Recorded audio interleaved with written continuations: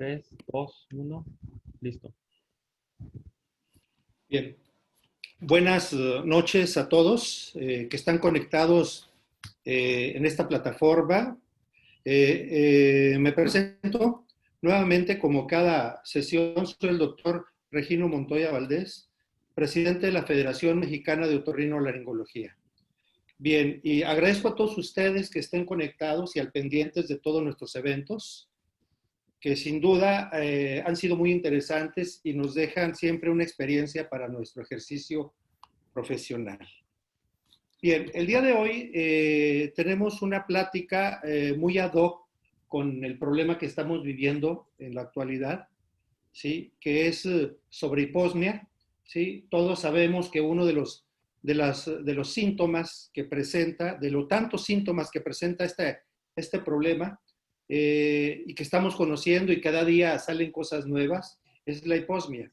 Entonces, ¿cómo nos puede afectar nuestro aparato olfatorio una infección de este tipo?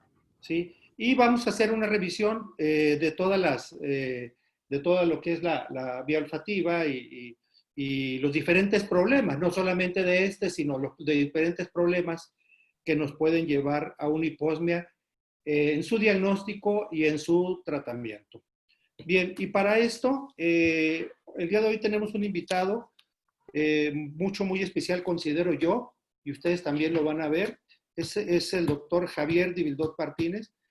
El doctor Javier Divildox es un líder de opinión en otorrinolaringología. Muchos de ustedes, si no que todos, ya lo conocen. Él tiene una amplia experiencia en la práctica de la especialidad. Es un líder de opinión, es un profesor de muchos cursos, congresos a nivel nacional e internacional. Aparte es un excelente amigo. Él se desempeña su ejercicio profesional en la ciudad de San Luis Potosí.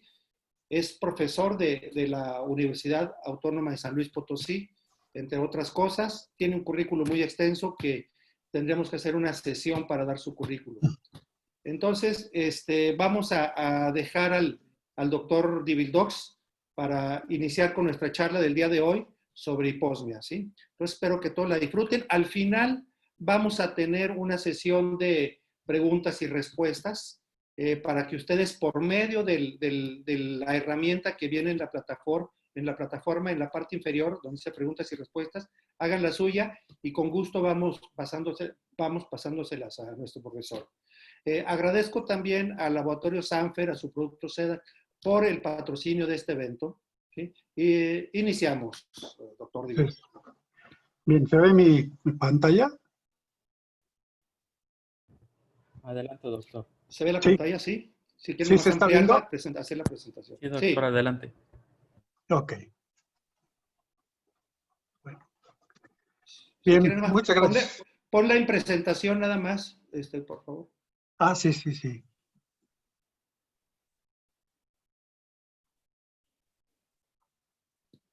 Ahí está. Ahí está. Estupendo. Perfecto. Bueno, pues primero quiero agradecer a nuestro presidente la invitación. Es una oportunidad de que estudiemos mucho ahora que tenemos mucho tiempo libre. Yo me declaro casi ignorante en el tema que ahora vamos a presentar y creo que va a haber algo que puede ayudarnos durante la práctica que tenemos. Primero vamos a describir los términos que vamos a utilizar, como es la agnosia, que es la percepción distorsionada del gusto, aunque puede detectar olores. La augesia es la alteración del sentido del gusto que se caracteriza por la incapacidad para saborear. La hipogeusia es la disminución de la capacidad para saborear. Y la disgeusia es la alteración de la percepción distorsionada al saborear. El sentido del olfato está mediado por la estimulación de células receptores olfatorias muy especializadas y por sustancias químicas volátiles, que es donde caminan o entran los olores a la nariz. Al estimular estos receptores olfatorios, las moléculas transportadas en el aire pasan a través de la cavidad nasal con una corriente en la nariz que va por arriba del cornete superior y al llegar a la cola se divide en dos, un chorro superior y uno inferior. El inferior va al pulmón y el alto va a buscar el tejido de la olfacción. Entonces, el órgano del olfato contiene el receptor de la olfacción, la cual es la primer neurona de la vía aérea, de la vía olfatoria, que conduce los estímulos olorosos a los centros cerebrales. Las sustancias son compuestos químicos volátiles que percibimos al inspirar. Los 20 o 30 millones de células olfatorias humanas contienen en su extremo interior y tiene una pequeña cabeza con cerca de 20 pequeños filamentos sensoriales y los cilios transforman las señales químicas de los distintos aromas en respuestas eléctricas. El moco nasal acuoso transporta las moléculas aromáticas a los cilios con ayuda de las proteínas fijadoras. El número de olores en el medio ambiente es mayor al número de receptores que tenemos en la nariz. Y eso es muy importante porque hay olores que podemos no conocer y los integramos a la computadora que recibe toda la información del olor. Los olores llegan a las neuronas sensoriales olfativas de dos maneras. La primera es a través de las fosas nasales, donde inhalamos, y la segunda es a través de la nasofaringe, que lo conecta la garganta con la nariz. Cuando masticamos y deglutimos, aventamos olores hacia la nariz, y las gentes que tienen muy lastimado la nariz, cuando hacen eso, cuando comen, recuperan un poco. Tenemos aquí el caminito del sentido de olfato sano. Entra el aire, pasa por arriba del cornete superior, al llegar a la cola, unos milímetros para atrás, gira y llega a este lado que es el bulbo olfatorio, y la otra corriente se pasa hacia el pulmón. Y tenemos aquí el componente del epitelio y las estructuras que hay. El bulbo olfatorio, que es el que va a regular todas las funciones del olfato, y tenemos una mucosa olfativa que tiene una gelatina, tiene unos cilios, pero hay una gelatina que donde están ellos y ahí se nutren, y cuando mandan la información pasa a través de la lámina cribosa del etmoides y por los agujeritos va a estimular a las células especializadas de la olfacción. Entonces, este sistema olfatorio tiene subdivisiones periféricas en el neuroepitelio olfatorio y en los fascículos nerviosos y centrales en el bulbo olfatorio y sus conexiones centrales. Representa al órgano receptor olfatorio principal y se relaciona con el primer par craneal.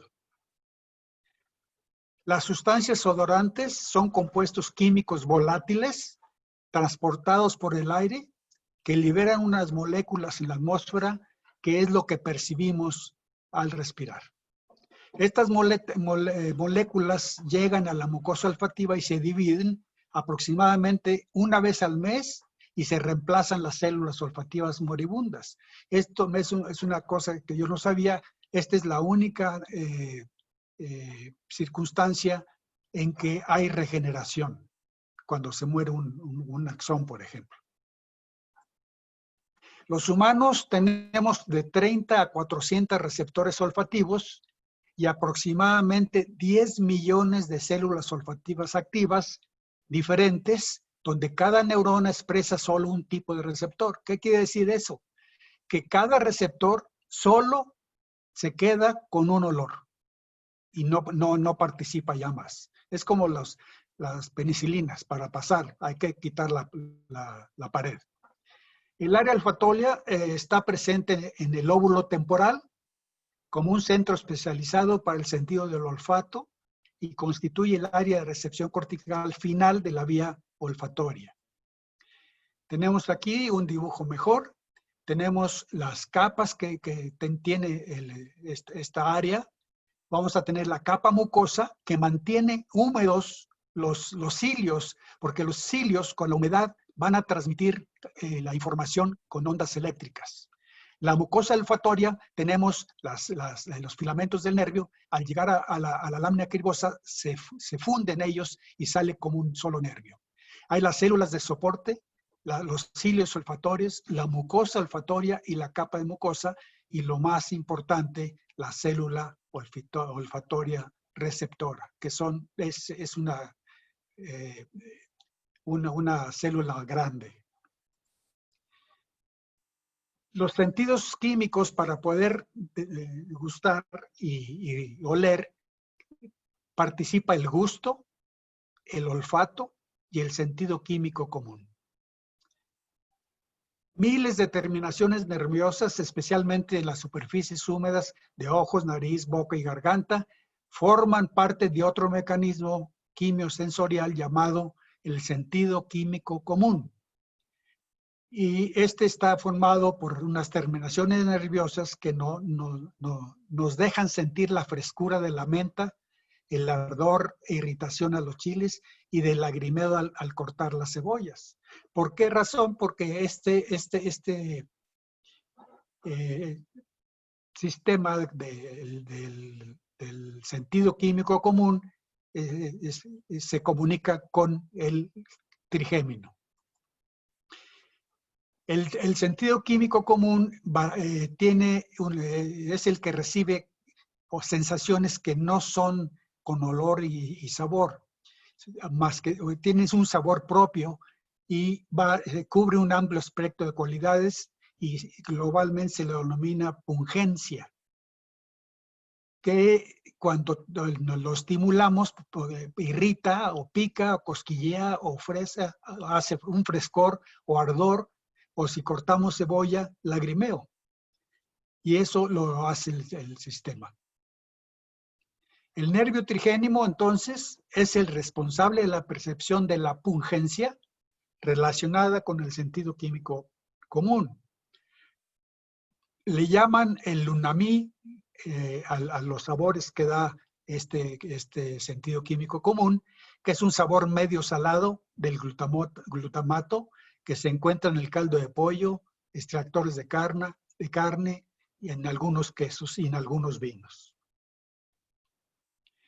Se ha propuesto de dos mecanismos que pueden alterar el olfato. La obstrucción inflamatoria de las hendiduras olfatorias como causa conductiva y una anosmia postviral con alteración del neuroepitelio olfatorio como causa sensorineural. O sea, estamos como en el oído. Tenemos conductivos y sensoriales. La hipopsia resulta de la obstrucción o de la aireación deficiente del surco olfatorio, que puede ser causado por problemas anatómicos, como es una desviación del septum, pólipos nasales o tumores. Acuérdense, siempre que vemos pacientes con pólipos, por lo general tienen una hiposma muy marcada. Se han descrito alteraciones del olfato asociadas a infecciones por otros virus, como son los rinovirus, el virus de Epstein-Barr, el virus de la parainfluenza y otras especies de la familia de los coronavirus. Entonces, yo tenía la información de que nada más eran los problemas o traumáticos o virales, pero no con este comportamiento como el que tenemos ahora. El ser humano tiene aproximadamente 350 genes odorantes funcionales que van a codificarlo a los receptores de proteínas que interactúan con sustancias químicas o con sustancias que conducen al complejo mecanismo de la identificación del dolor. El olfato influye en la selección, identificación y disfrute de los alimentos y de la cálida calidad de vida. Estos sentidos, el gusto y el olfato, están muy unidos, muy relacionados, y la mayoría de los pacientes piensan que han perdido el sentido del gusto y se sorprenden al saber que lo que tienen es un trastorno del olfato. Entonces son cosas muy diferentes. Cualquier molécula puede estimular una combinación de receptores y crear una representación única en el cerebro. Esto es lo que les decía, que tenemos muchos receptores que generalmente están ocupados, pero que si hay un olor que está formando, se activa otro, y esto es lo que pasa. Y el cerebro registra cada una de estas representaciones como un olor particular. Cualquier pérdida en el sentido del olfato, aunque sea muy poquito, tiene un efecto negativo en la calidad de vida del paciente, y puede ser, esto es bien importante, y puede ser también una señal de otros problemas de salud más serios, como el Alzheimer, Parkinson y la esclerosis múltiple. Entonces, siempre que les manden a un paciente a valorarlo, a ver si tiene Alzheimer o otras enfermedades, tenemos que valorar el olfato de esos pacientes. Generalmente, la alteración del olfato precede al Alzheimer cuando empiezan a crecer. Cualquier molécula puede estimular una combinación de receptores y vamos a crear una representación única en el cerebro. Entonces, el cerebro registra cada una de estas como un olor particular. El sentido del gusto se activa cuando las células gustativas se liberan al masticar, beber o digerir los alimentos. Y los trastornos del olfato y del gusto pueden ser totales, todos los sabores o todos los olores. Parciales, afectan a varios olores o a varios sabores, y específicos, que solo uno o unos pocos olores o sabores los tienen detectados. Las células gustativas se encuentran agrupadas dentro de las papilas de la lengua, el techo de la boca y a lo largo del revestimiento de la garganta. Cuando nacemos tenemos alrededor de 10,000 papilas gustativas que después de los 50 años empiezan a disminuirse. Al comer, las sensaciones de las 5 cualidades del sabor, junto con las sensaciones del sentido químico común y la sensación de calor, frío y textura, se combina con el aroma de un alimento para producir una percepción del sabor. El sentido del gusto está mediado por 3 pares craneales que llevan la información desde los receptores, llamados botones gustativos, que se van a agrupar en pequeñas estructuras llamadas papilas. Al estimular las células gustativas, envían mensajes al cerebro a través del facial, del glosofaringio y el vago, donde se identifican los receptores del gusto. Las células gustativas tienen receptores que responden a al menos una de las 5 cualidades básicas del gusto. Dulce, que lo localizamos en la punta de la lengua. Agrio o ácido en la porción lateral de la lengua, por detrás, a media lengua. Amargo, la base de la lengua. Y salado está lateral por enfrente del ácido, y el umami lo ponemos porque es una cualidad del gusto, pero no estimula a esto, es otro mecanismo mediado por el quinto par. El séptimo par inerva los 2 tercios anteriores de la lengua y paladar blando. De esto los otorrinos todos lo sabemos. Cuando hacemos esta pedectomía, si le pegamos a la cuerda del tímpano, va a haber una alteración en la lengua del sabor. El noveno par inerva las papilas que forman la vela lingual, donde están las papilas más grandes, el tercio posterior de la lengua y los bordes laterales de la lengua. Y el 10º par, o el vago, inerva los botones epiglóticos y laringios, y ambos probablemente en los botones gustativos faringeos. En el año de 2002 surgió el primer caso conocido como el síndrome expiratorio agudo severo, conocido como SARS, en Foshan, China, donde se logró la identificación del coronavirus del SARS a principios de abril del 2002. Se demostró que ciertos virus similares al SARS se encuentran en los murciélagos, que pueden infectar a los humanos, lo que indica que el SARS podría resurgir. Esto lo dijeron en el 2002 y lo estamos viviendo ahora. En China, en junio del 2012, 10 años después de la primera aparición del SARS, un paciente árabe en Arabia Saudita murió de neumonía aguda y de insuficiencia renal y se logró aislar un coronavirus nuevo en el esputo del paciente que se relacionó con las neumonías agudas. La OMS, la Organización Mundial de la Salud, lo llamó síndrome respiratorio del Medio Oriente o MERS. En China, el año pasado, ya estamos al año casi desde que empezó esto, sí, ya lo pasamos. Se encontró un nuevo coronavirus relacionado con el síndrome respiratorio agudo severo y se consideró como la etiología de un número importante de neumonías. Y en febrero de este año, la enfermedad causada por este virus fue oficialmente nombrada por la OMS como enfermedad por coronavirus COVID-19. Los coronavirus infectan principalmente a las aves y mamíferos y probablemente a los murciélagos, pero también pueden infectar a los humanos y causar desde un resfriado común hasta un síndrome respiratorio agudo severo. Cuando hice mi librito, la segunda causa de catarro común son los coronavirus. Después de ya se me escapó el otro. La transmisión del COVID se logra por un contacto cercano con las gotitas de flush cuando hablamos, esternudamos o tosemos, y probablemente por transmisión aérea. Acabo de enterarme que por eso están poniendo los tapetes, porque podemos mover la tierra, los polvos que se van a elevar y nos vamos a contaminar.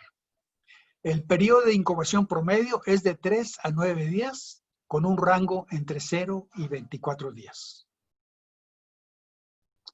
Hay dos maneras comunes para evaluar el olfato. Las pruebas que miden la cantidad más pequeña de olor que el paciente puede detectar, o las pruebas que contienen gotas disminuidas de olores específicos, donde se pide a la persona que raspe una página con unos polvos e identifique el olor. Si no puede percibir el olor o identificarlo de manera correcta, podría indicar un trastorno del olfato o un deterioro de la capacidad para oler. Vean lo que estamos viviendo. Hace más de 30 años se declaró una epidemia por coronavirus en camellos y dromedarios en Qatar, donde se murieron una gran cantidad de ellos. Y posteriormente se vio que estos podían transmitirlo a los humanos y se fue por ahí. Y los más peligrosos son los murciélagos, porque son muchos y tienen muchos virus y van a seguir creciendo. También los virus se han encontrado en los mercados de China, donde ahí no tienen carne cortada, todo lo hacen al frente de la gente y comen todo. Por ejemplo, los palm civet son los animales como las zorras, los coyotes, los mapaches, todos esos. Y ahí los ven en China vivos y se los matan enfrente de ustedes Y ese es una transmisión zoonótica que es rara, pero ha afectado a los humanos y tiene la característica del SARS. Los humanos también podemos enfermar a algún paciente o bien a recibir un trabajador del hospital que nos podemos mezclar los virus. Y eso es muy importante, pero y alguien estaba promoviendo que se mataran todos los murciélagos, pero son muy indispensables en mantener las etapas de mucho zancudo y de otros muchos moscos que son muy difíciles de matar. Los otorrinos, quiero decirle que aquí en México no vemos los otorrinos de primera intención mucho la valoración de la olfacción. La hacen más los neurólogos, que ni siquiera van a ver la nariz, pero en fin. En Europa, los otorrinolaringólogos están expuestos a no alto riesgo de contaminación e infección viral durante el examen físico y endoscópico de la vía aérea en los pacientes infectados. Entonces, por eso estamos en un alto riesgo. El virus otra vez se va a atravesar a través de las gotitas de flush, aerosoles, contacto directo, contacto con un individuo infectado, vía fecal oral y por los fluidos corporales. El isípodo o isípodo, esto es lo que en la Academia de la Real Academia de Madrid le dice al hisopo, cuando se usa, ya usado es un isópodo. Cuando hacemos el hisopo para buscar los SARS, después lo tiramos, primero buscan las células que se despegan y pueden mostrar una carga viral más alta cuando el momento del inicio de los cimientos, lo más pronto posible, se haga el muestreo. El SARS contiene una glicoproteína y su envoltura se une al receptor celular de la enzima convertidora de la angiotensina 2. Mientras que el MERS se une al dipeptidil peptidasa 4. O sea, son de la misma familia, pero no son iguales. Los virus pueden sobrevivir durante un tiempo largo fuera del cuerpo humano y su potencialidad de viabilidad en condiciones normales a la temperatura ambiente va desde 2 horas en el aluminio y el papel y hasta 9 días en los plásticos. Por eso ven, todos estamos limpiando, ven los restaurantes inmediatamente los limpian, eso. Y a temperatura entre 30 y 40 grados centígrados, el tiempo de supervivencia es menor. Mientras que a la temperatura alrededor de 4 centígrados pueden persistir hasta por 28 días. Entonces, por eso las epidemias son más comunes durante el invierno. Y aquí tenemos como este virus tan agresivo, tan silencioso, pasa a la vía aérea y llevan las partículas de los virus a el área olfatoria, donde van a recibirlos los cilios, las células y el bulbo olfatorio. El mecanismo potencial de la lesión del neuroepitelio por efecto del SARS en la vía olfatoria humana es lo que causa los desconfort al respirar. Tyndall, basado en un análisis estadístico, sugiere que el paciente pueda contagiar aproximadamente desde los 2.5, 2 días y medio, días previos a la aparición de los síntomas. Y generalmente cuando no tenemos síntomas dicen, no, pues no tiene, váyase para allá. Entonces hay este escaloncito de 2 días y medio que nos podemos engañar. Se estima que cerca del 44% de la transmisión ocurre antes de la aparición de los síntomas.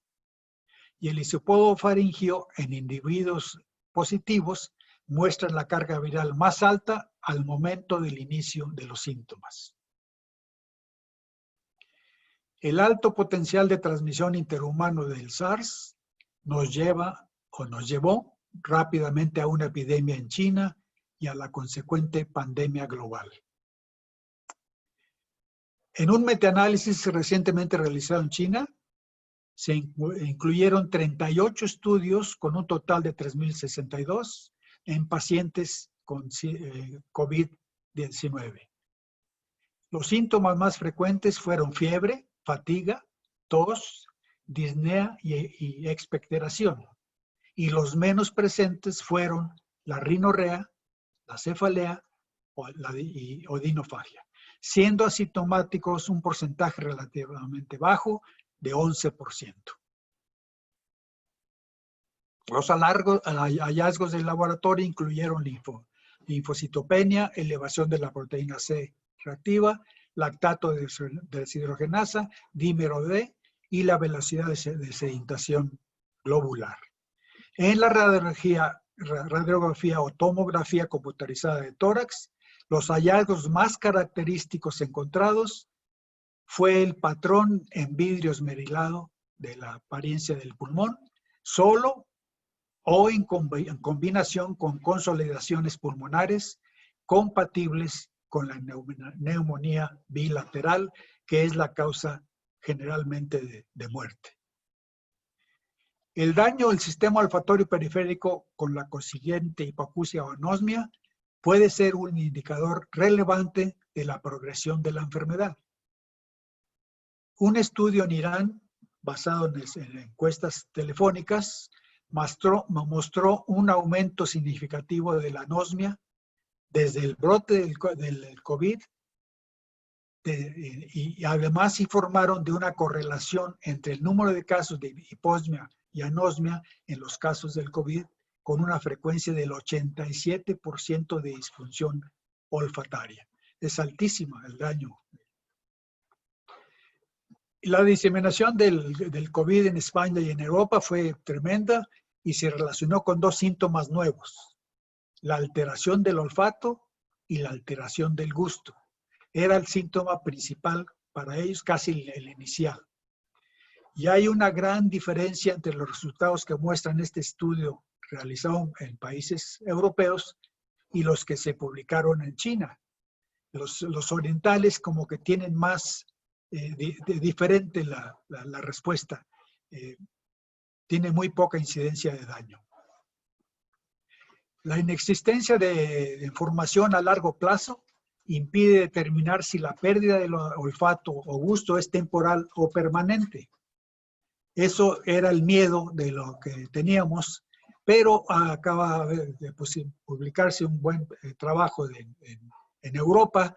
En los resultados del estudio europeo, la recuperación fue del 73% en una semana y llegó hasta el 97% al cabo de 2 semanas. Y esto es una buena noticia porque pensábamos que iba a ser una degeneración como la es del nervio facial, pero no lo es. El primer estudio sobre la frecuencia de estos síntomas reveló que el 80% de los pacientes diagnosticados con COVID-19 refieren pérdida total del sentido del olfato, anosmia, y el 88% algún grado de la alteración del gusto. Y eso les da una molestia tremenda al comer, porque le dicen que todo sabe a papel, no tiene olor, no quieren comer, en fin. Y el análisis se realizó en 417 pacientes de 12 hospitales de España, Bélgica, Francia e Italia. Fue un estudio muy bien hecho. La pérdida del olfato generalmente no se suele acompañar de rinorrea y afecta más a las mujeres que a los hombres. La baja incidencia de obstrucción nasal y rinorrea es otra de las apreciaciones destacadas del estudio europeo. Generalmente en otras viremias la obstrucción nasal es el síntoma principal. La mitad de los pacientes no refirió una obstrucción nasal importante, solo fue significativa en el 12% de los casos y la rinorrea solo fue relevante en el 6% de los casos. El seguimiento de la pérdida de olfato posviral mostró que más del 80% de los pacientes presentaron una recuperación subjetiva después de un año. Este es otro estudio de Europa también.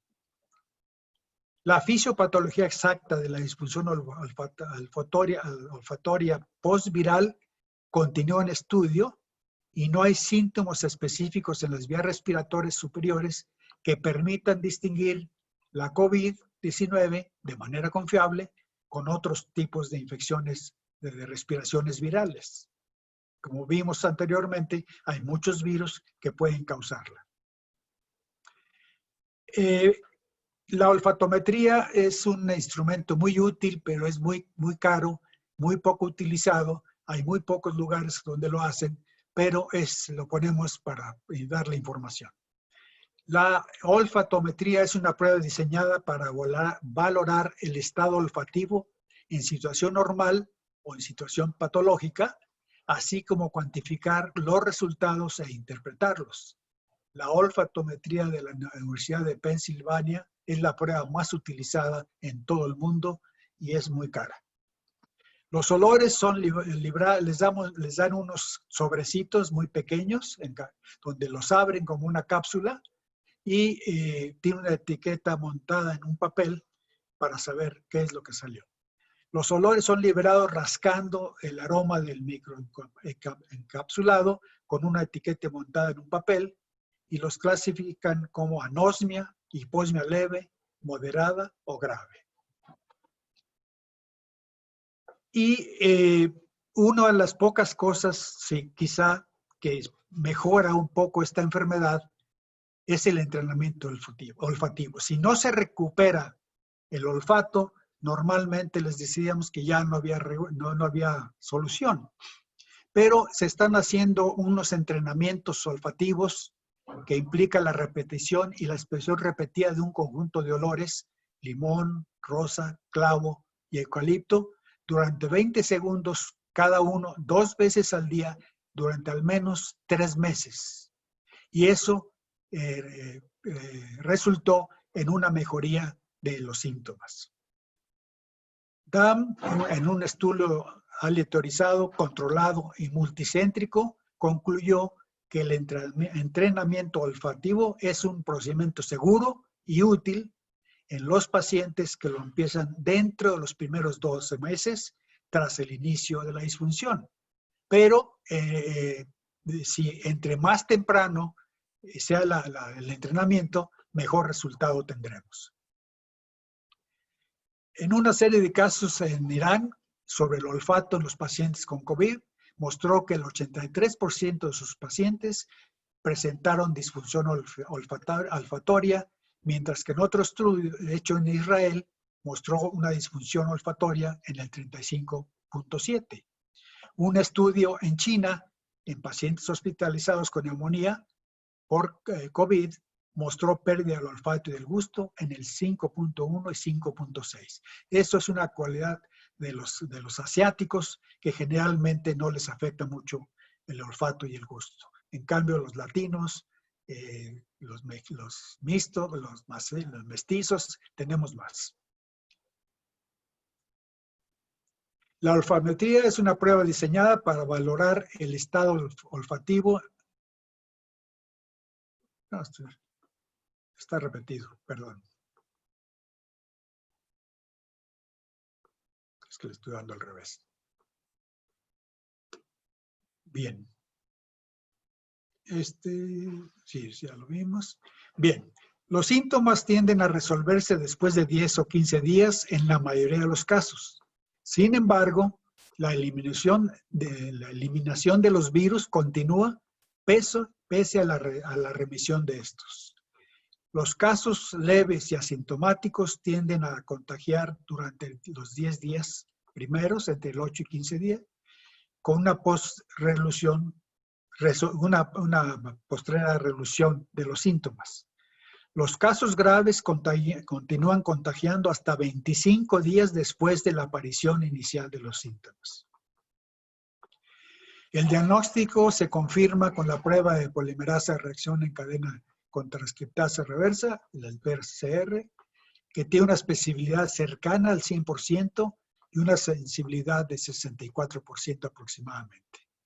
Los síntomas principales asociados al COVID son fiebre en el 82.2%, tos seca 61.7%, fatiga 44.7% y disnea 41.7%.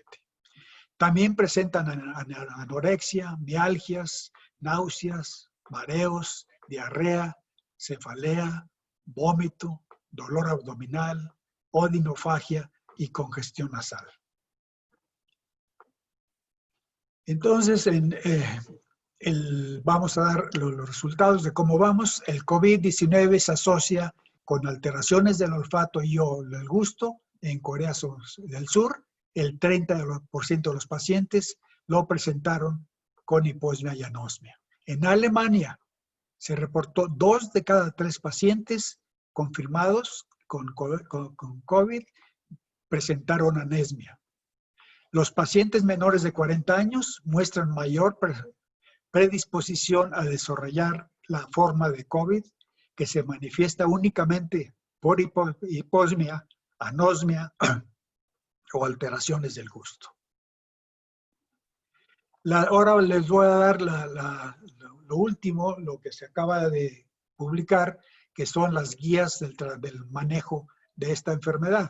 Voy a poner nada más las que los otorrinos podemos tener en camino para trabajar. Los casos graves de COVID pueden asociarse con el síndrome de dificultad respiratoria aguda, choque séptico, que puede representar un choque distributivo inducido por virus, disfunción cardíaca, elevaciones de múltiples citocinas inflamatorias que provocan la tormenta de citocinas, que es muy difícil salir de ella, y o exacerbación de comorbilidades subyacentes. Además de la enfermedad pulmonar, los pacientes con COVID también pueden experimentar enfermedades cardíacas, hepáticas, renales y del sistema nervioso central. Hay mucho temor en el sistema nervioso central porque ha habido presentaciones donde dicen que causa un daño que dura más de 6 meses. La cloroquina, hidroquina con o sin azotromicina, esa la toma Trump, pero no le pasó nada. ¿Qué es lo que se recomienda hoy? Para reflejar los resultados de grandes ensayos controlados aleatorizados que incluyeron pacientes hospitalizados, se han actualizado las siguientes recomendaciones para diferenciar entre pacientes hospitalizados y no hospitalizados. El panel recomienda no usar cloroquina o hidroxicloroquina para el tratamiento del COVID en pacientes hospitalizados. En pacientes no hospitalizados, el panel recomienda contra el uso de cloroquina o hidroxicloroquina para el tratamiento de COVID, excepto en un ensayo clínico que está trabajando ahorita, está corriendo. Condiciones mórbidas. La gran mayoría de los pacientes críticamente enfermos son COVID-19. Tienen atributos y comorbilidades como la edad avanzada, la hipertensión, la enfermedad cardiovascular, la diabetes, la enfermedad respiratoria crónica, el cáncer, la enfermedad renal, obesidad, que los colocan en un riesgo muy alto, mayor. Los inhibidores de la interleucina, que son muy caros y se usaron, y la evidencia no fue muy favorable. Los datos preliminares no publicados de ensayos controlados aleatorios no han demostrado la eficacia de sarilumab o tocilizumab en pacientes con COVID-19. Los datos sobre la eficacia de ciltufiximab en pacientes con COVID son limitados y provienen de estudios no publicados.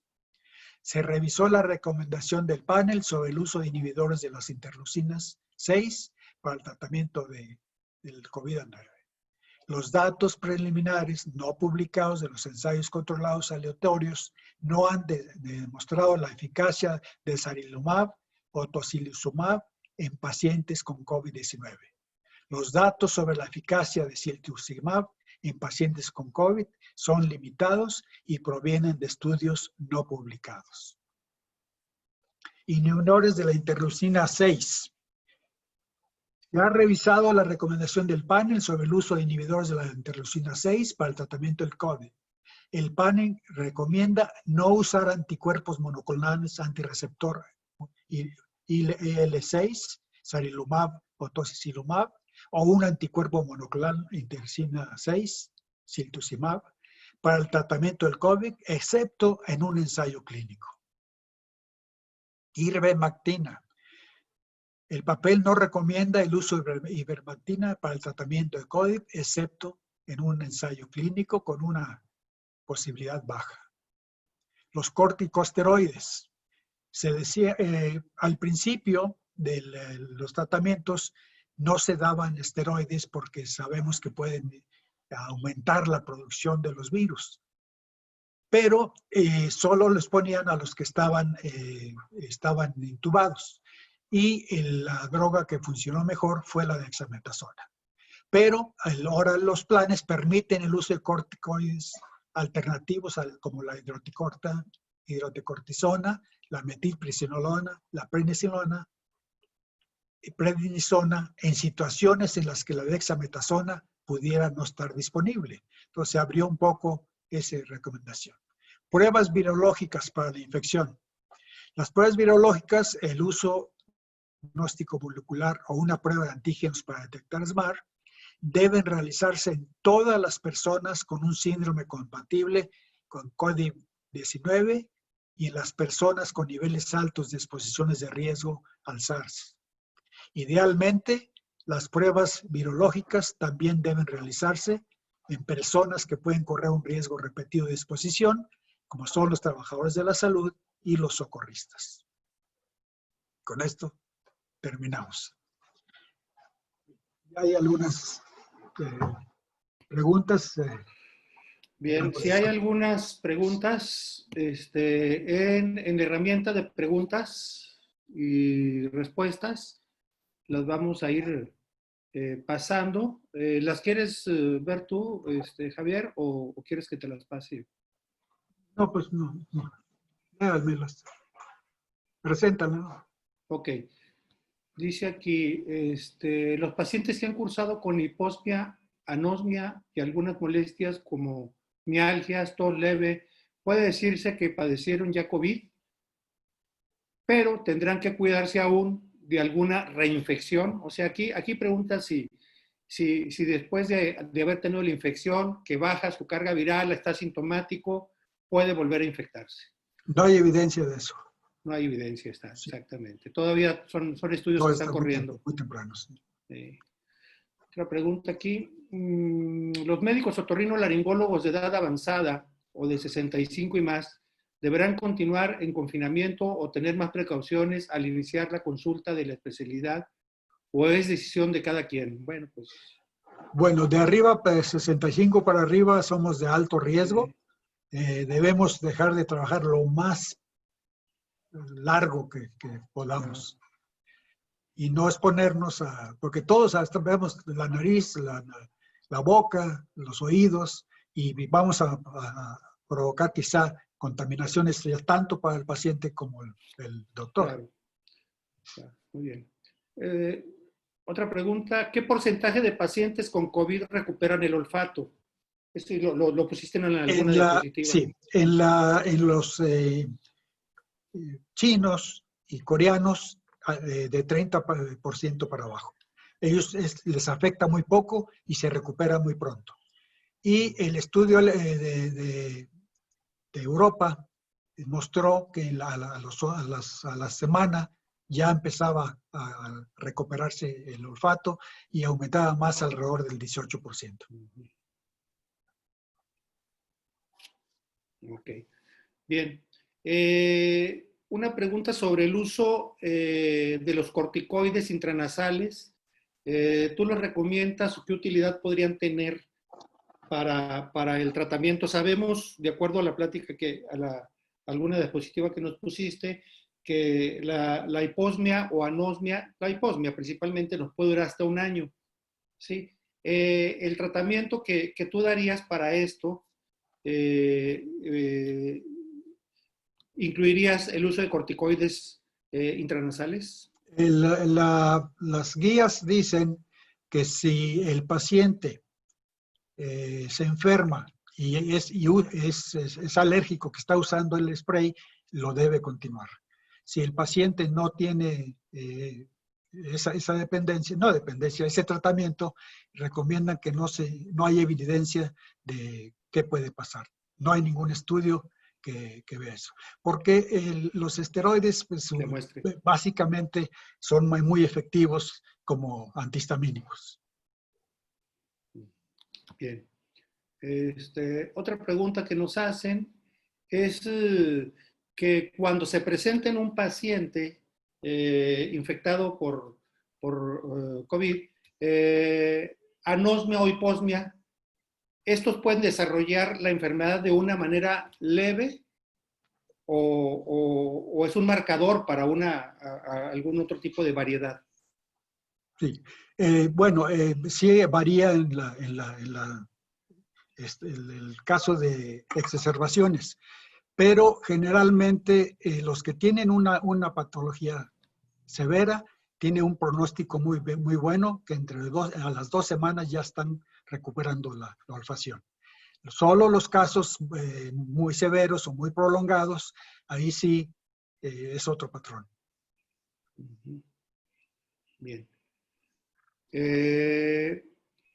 ¿El uso del interferón, tienes alguna experiencia o tienes algún conocimiento de los artículos que revisaste para el manejo del COVID?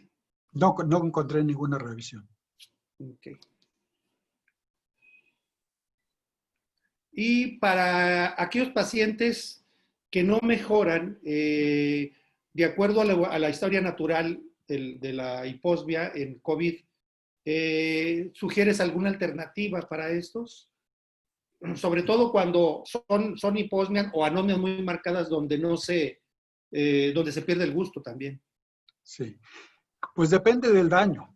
Depende del daño y depende si esa persona estaba ya usando o ya había tenido esa patología, pero en los casos de la epidemia es agudo. O sea, ahí se empieza, incluso antes de los malestares generales. Aparte de la olfatometría, hay algunas otras terapias que se puedan utilizar en consultorio de manera que puedas ejercitar la olfacción sin utilizar los tests que utiliza la Universidad de Pensilvania. Sí, sí se puede hacer. Por ejemplo, frascos con olores. Sí, con clavo, con eucalipto, con otros más. El único tratamiento que sorprendentemente está funcionando en esta enfermedad es usar los aromas, ponerlos en un algodón y expirarlos al menos por un mes. Y esos recuperan un poco la olfacción y algunos también el gusto. Okay. En pacientes con rinitis alérgica perenne, ¿cómo valoras tú la función olfatoria? Bueno, es una obstrucción como de tapón, como tienen pólipos, tienen desviación septal. Eso sí, tienen una disminución de la olfacción y del gusto, pero no total. Y al tratarlos quirúrgicamente, recuperan generalmente la olfacción. Aunque en los pacientes que han tenido muchos años con poliposis, va disminuyéndose la etapa de recuperación. Ok, perfecto. Y en un paciente recuperado por COVID, pero que tiene anosmia, ¿podrías justificar un tratamiento con prednisona a grandes dosis, a dosis decrecientes? No, Sobre todo en aquellos pacientes que persisten más de 3 semanas. sí, no hay evidencia de eso. Se puede usar un intento, pero no está recomendada. Incluso los tópicos no lo recomiendan tampoco. Muy bien. Pero no pueden dañar. Ok, entonces no hay evidencias en No hay estudios, ¿no? evidencia, sí, no. Okay.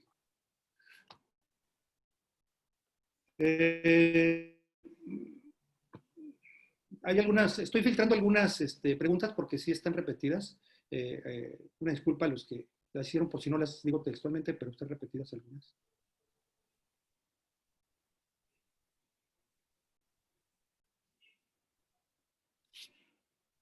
Bueno, aquí preguntan si realizar estímulos del olfato con elementos de prueba. Ya lo dijimos. Sí.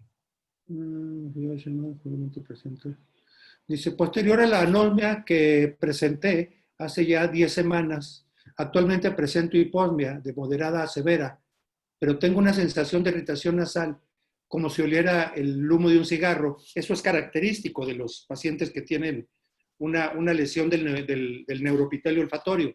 Ese tipo. Pero, ¿alguna recomendación para esta pregunta que nos hacen? No tiene la enfermedad. No, ya no. Bien. No, en esos casos sí se pudiera usar quizá los esteroides por un tiempo, unos 2-3 meses y valorar la evolución, pero generalmente se empiezan a regenerar las células. Eso es la ventaja de esta área. Y ahí sí, lo que haría yo es hacer el entrenamiento con olores para estimularlo tanto al gusto como al olfato. Aquí, aunque esta pregunta no es de olfacción, pero está relacionado con COVID, dice que hay unas formas de presentación del COVID con otitis externa bilateral. ¿Tienes algún reporte sobre esto tú? No. No, no ni yo. Dice que los esteroides nasales se pueden utilizar para manejo de la rinitis post-COVID. Y si es, ¿cuánto tiempo lo recomienda? Bueno, ya lo comentaste. Sí. Si el paciente tiene rinitis alérgica, la puede usar, por supuesto. Claro. Esta pregunta que nos hacen dice que se han descrito diferentes tratamientos como el ácido alfa lipoico con la vitamina A intranasal, ¿sí? Esteroides sistémicos, omega 3, vitamina B. Sin embargo, deben realizarse estudios de seguimiento a largo plazo para verificar la eficiencia de cada uno. Claro, primero hay que estudiarlos. Definitivamente lo más importante es la rehabilitación olfativa, que ya comentaste. Se menciona que 3 de cada 4 pacientes por COVID recuperan la olfacción después del primer mes. ¿Verdad? Sí, esto es de hecho, hay un estudio sobre esto que está mencionando aquí la doctora. Bueno, ya preguntan de la orfitometría, pero ya lo comentaste.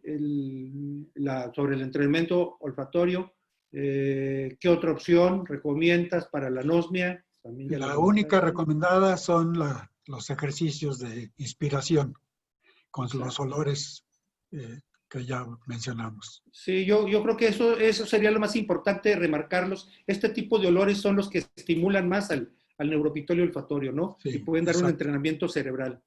Bien, perfecto. Y el más potente es el eucalipto. El eucalipto, exacto. ¿Qué sucede con pacientes asintomáticos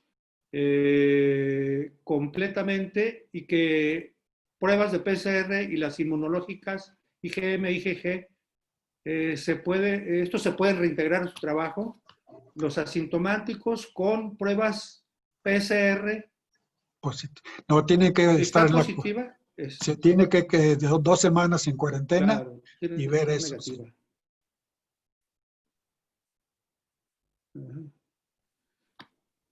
Sí. Se recomienda el uso del organismo con antisépticos en etapas iniciales de la infección. Pues no creo que haga daño. No pasa nada si les hace. Sí. Esto también ya lo comentaste. ¿Cuál es la posibilidad de daño olfatorio grave e irreversible en adultos de más de 60 años? Bueno, por la edad vamos perdiendo células. Entonces, cualquier enfermedad, ya sea en el olor o el sabor, lo vamos perdiendo. Entonces, eso se les magnifica una deficiencia que ya tenían y sí sufren mucho y muy difícil de tratar. Claro. Bien, pues esta es la serie de preguntas que nos hacen, ¿sí? Y pues sin duda es uno de los complicaciones que nos estamos enfrentando los otorrinolaringólogos hoy en día, ¿sí? Sin embargo, tenemos que ser estudiosos de los artículos que se están corriendo ahorita, como ya lo menciona el doctor David Docks, los estudios que se están corriendo en China, que fueron los primeros, y luego los europeos, y que poco a poco nos van abriendo puertas y que es una enfermedad que cada día estamos conociendo más, ¿sí? Y que los tratamientos que posiblemente hace 3 meses o 4 meses nos estaban sugiriendo, actualmente no funcionan, ¿sí? Y en el caso de la hiposma y la anomia, estamos viendo como los artículos, que son muy recientes, los artículos que tú consultaste, ahí está la ficha bibliográfica, ¿sí? Pues nos demuestran que esto debemos es una complicación que se presenta por una inflamación del neuroepitelio olfatorio, como cualquier otro virus, que puede ser el virus de un rinovirus, etcétera, todos aquellos, pero quizás con un mayor grado de inflamación, ¿verdad? Entonces, Sí, pues te agradecemos mucho. Adelante. Sí, la diferencia en este último caso que dices, lo que se está haciendo es bien documentado y no hay mucho que ofrecer. Es lo más triste. Sí. Quizás tratar de dar los tratamientos que ya comentamos con los ejercicios de estimulación olfatoria, esteroides tópicos en aquellos que no tienen infección activa ya, ¿sí? Se pueden dar, y esperar a la evolución natural de la reversión natural del problema, ¿verdad? Bien, ¿algún otro comentario que quieras agregar para todos, Javier? No, pues muchas gracias por venir, porque yo no sabía nada de esta enfermedad y pues, me gustó mucho. Sí, fue una El excelente que revisión. vivimos cosas tan obvias que desconocía. Claro. No, fue una excelente revisión y muy agradecido por parte de la Federación Mexicana de Otorrinolaringología. Asimismo, agradezco a todos los que estuvieron conectados, que fueron bastantes, ¿verdad? Casi llegando a los 400 conectados, entonces muy buena audiencia. Y agradezco a aquellos que se tomaron el tiempo de hacer sus preguntas, de escucharnos. Además, también agradezco a Sanfer Laboratorios, a su producto SEDA, por el patrocinio de este evento, ¿sí? Sin más, pues les pido que estén al pendiente de las siguientes charlas que tenemos en la plataforma digital y de educación FESORMEC, que estamos haciendo semana con semana, o en ocasiones nos retiramos un poquito cada 10 días. Pero siempre estamos presentando y por medio de las redes sociales les haremos llegar los programas, ¿sí? Entonces, muchas gracias a todos y pues despedimos la transmisión, ¿sí? Hasta luego.